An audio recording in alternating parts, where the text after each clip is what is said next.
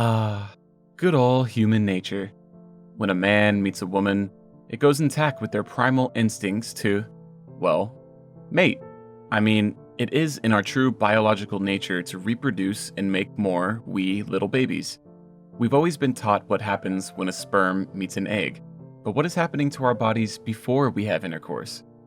What is really going on when we feel those warm, bubbly butterflies fluttering in our downstairs region?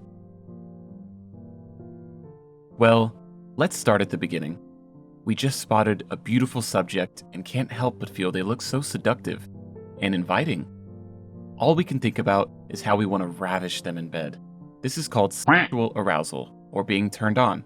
By definition, this is the combination of cognitive and physical responses to an erotic stimulus, which can be internal or external. We begin to approach our target, chatting him up and inviting him back to our apartment. Not shy at all, are we? We can be aroused by admiring a picture, touching and being touched, or even by our own thoughts and fantasies, but in this case, touch will do. We begin to get extremely excited and experience what's known as a flush, which can show as pink patches developing on the chest, spreading throughout the neck, face, and back. As we continue to grow more excited, our biological organs begin to swell and our blood vessels dilate.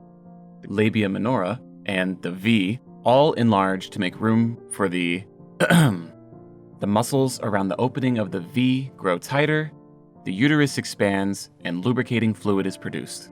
And soon after, the chest also swells and our buttons get hard. Then we have a plateau stage, the period before reaching climax. In this stage, the changes you feel in the excitement phase intensify.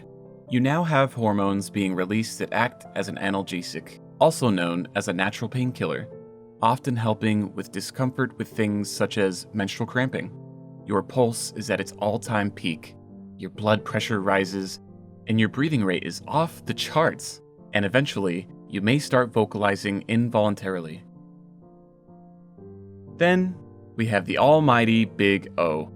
Your body releases a chemical called oxytocin that makes you feel happier and closer to your partner. Your muscles begin to relax and your blood pressure drops. Your pee might feel particularly sensitive or even painful to touch. Often, you'll even experience a refractory period.